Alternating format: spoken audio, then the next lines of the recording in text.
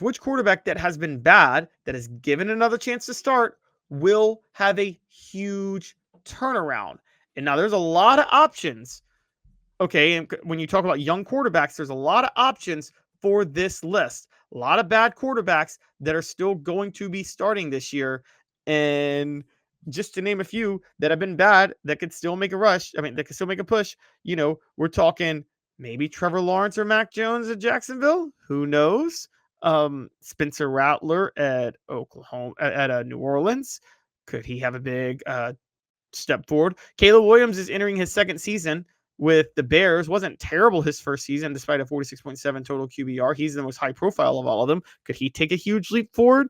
What about beyond Caleb Williams, Michael Penix Jr. with Atlanta? Does he take a big leap forward? Which quarterback takes the biggest leap forward this year after not making a big splash their first couple of years in the NFL? I got my name. And it's a guy I've never wavered on as a quarterback since he's been in the league, despite his struggles. My guy is Bryce Young. I think Bryce Young will have a gigantic leap forward this year. Peyton Manning style from 98 to 99 from his rookie season to his second year. And I think it'll be incredible to watch. Look, Bryce Young last year, it's kind of underrated, but he looked really, really good his last 3 games in 2024 overall. Yes, they lost to Tampa 48-14, but he had a quarterback rating of over 100 and a total QBR of 60.5. That's actually not bad.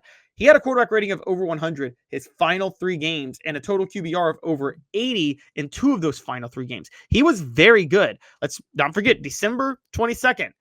They beat Arizona 36-30 in overtime. Bryce Young 17-26 for 158 yards and 2 touchdowns, while also rushing for 68 yards. And then in the final game of the year, completes 25 of 34 passes for 251 yards, 73.5 completion percentage, 3 touchdowns and no interceptions, runs for another 24 yards and 2 touchdowns. Bryce Young, this is a big deal after how he started the season, which we all saw what happened. Okay. Bryce Young was horrible at the start of last year. Carolina went 0-5 to start the year with him. I believe Bryce Young didn't throw a touchdown pass until the 5th game of the year. And by that point, by the time he was benched, he had 3 touchdowns and 6 interceptions. I mean, it was a bad season for him to start. But let's be honest. Bryce Young, after he was pulled, we know that Andy Dalton was significantly better. Now, again, I say before we always mention, Andy Dalton actually played in the middle of that, to be fair, in the middle of that season in the middle of that stretch that I'm talking about, the Bryce Young 5-game stretch. Bryce Young started the first 2 games. Dalton comes in, balls out early, and then fizzles out as is common, and Young gets back into the game and into the fold later in the year. All of this is to say that Bryce Young, despite starting horribly, it did end up getting much better. Now, again, he was inserted back into the starting lineup late October. So he starts the first 2 games. Andy Dalton comes in and covers the next 5 games. Bryce Young gets back into the starting lineup against Denver at the end of October and holds the job the rest of the way. And again, what's underrated is he was slowly getting better. Each month, his total QBR and his average QB rating from October to November to December was better than the previous month. What happened? Why did this happen? Why did this happen for Bryce Young this year and not last year and not as a rookie?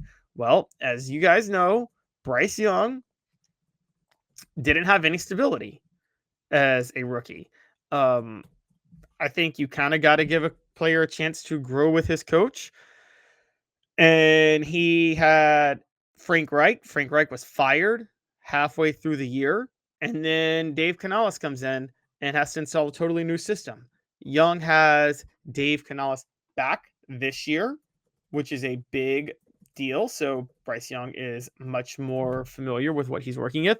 with Brad Idzik is Carolina's second year offensive coordinator. So there's more comfortability there. And they were able to draft well again. So with all that said, I think there's a very good chance Bryce Young is not just, and this is going to be my crazy statement of the day. Bryce Young, last year was his Peyton Manning rookie season. This year will be his Peyton Manning sophomore season, even though it's his third season. If you want another similarity, by the way, the last Carolina Panthers quarterback that the franchise built their team around. Cam Newton, despite his 400-yard game splash the first two games of 2011, really fizzled out after that and never really got things going even through 2012. And then 2013, he finally had a coming out party and absolutely balled out and helped Carolina finally get to the playoffs and even a first-round bye. I think that's going to be Bryce Young this year for Carolina. And are you guys all ready for this? I'm going to go ahead and say it. Bryce Young will be better than Jaden Daniels this year. Yeah, that's right. Bryce Young will be better than Jaden Daniels this year. Jaden Daniels was the flash in the pan of 2024, the way CJ Stroud was for 2023, as a novel type of quarterback who made a splash his first year in the league because defensive coordinators hadn't adjusted to his style of play. They were going to fully adjust to Jaden Daniels' style of play this time around. Bryce Young, despite being undersized, is a pure pocket passer who has mobility, but is smart and knows how to throw from the pocket and actually anticipates throws better than anybody else of his age in the NFL. He just had literally no help, and he needed stability with the same coach and same offensive coordinator after he had played for 3 head coaches in 2 years. This started to show as he got more stability down the stretch of 2024, and again, played as well in December and January as any starting quarterback in the league at that point. Now with the whole offseason, with the same coach and offensive coordinator, Carolina having upgraded in the NFL draft, you're going to see a gigantic leap with Bryce Young.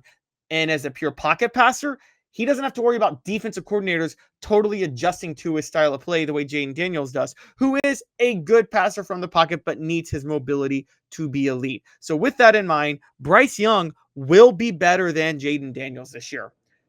I don't even think I think there's a possibility that Bryce Young enters that upper tier of quarterbacks. And when I say upper tier, I mean, don't be surprised if Bryce Young flirts with Joe Burrow, Josh Allen, Patrick Mahomes, and Lamar Jackson this year.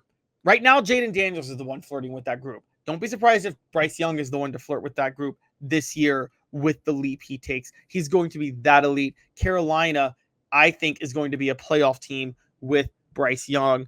I think he's going to surpass Jaden Daniels as the new phenom. Again, mobile dual threat rookies. Jaden Daniels isn't a full dual threat. He's just a mobile rookie. Just like CJ Stroud the year before.